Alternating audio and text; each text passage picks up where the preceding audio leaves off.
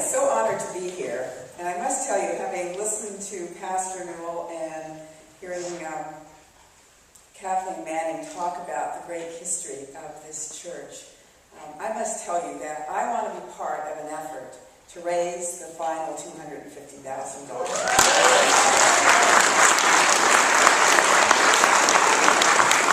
The history here is so rich, and I think we can do it and do it quickly, and I want to be part of that effort to do it.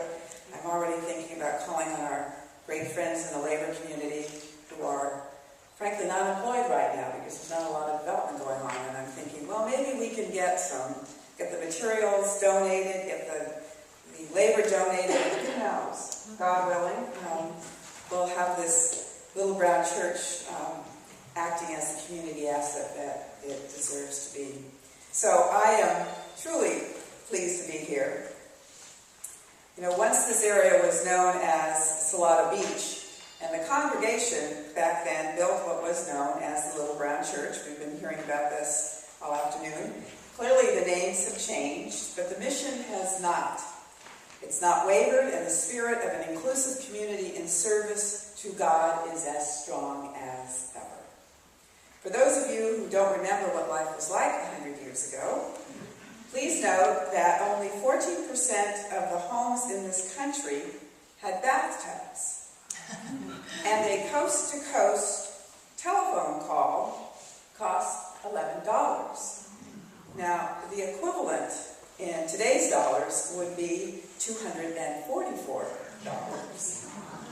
Once in a while, it's advisable to consider the past, how far we have come, and how little, unfortunately, we have learned. Okay, we're smarter. We have more tools. We can fix so many things that didn't exist 100 years ago. But can we fix what really matters? War, senseless crime, racism. Sometimes I can physically feel the hate as the news hits us 24/7 through the internet, on TV, and newspapers, and yes, when phone calls to my district office come in from time to time. While there is law enforcement, laws, and courts, there is also the power of what we have here today in this church. You are a congregation that over the years has forged a legacy of caring and worshiping. A congregation that has extended a hand and heart to other religions. St. Andrew stands for tolerance and against anger and intolerance, which Gandhi once proclaimed were the enemies of understanding. I wish we had more understanding among our global leaders.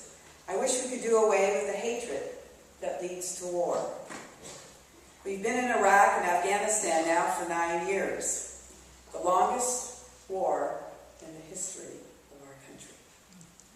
Most of us don't fully realize that the cost of these wars will be with us for another 30 to 60 years, when we consider the care that must be given to our brave men and women who have given so much for our freedom. Some scholars call it the $3 trillion war. Regardless of the label, I would ask for a moment of silence to pray for an end to this human tragedy, and to pray that our brave soldiers return home safely and intact, physically, mentally, and emotionally.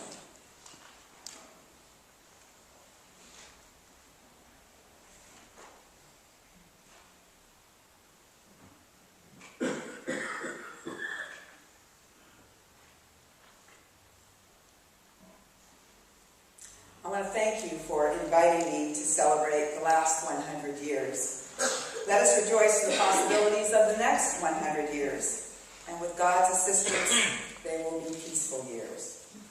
I now have a certificate of recognition to present to the pastor, and it reads, presented to St. Andrew's Presbyterian Church in recognition of 100 years of ministry to the people of San Mateo County's coast. God speaks to us through the sounds of the sea that wash over this community, and this church offers a place of worship to those who wish to send prayers heavenward. Thank you for your 100 years of spiritual guidance, and may the next century be equally fruitful for the soul of humankind.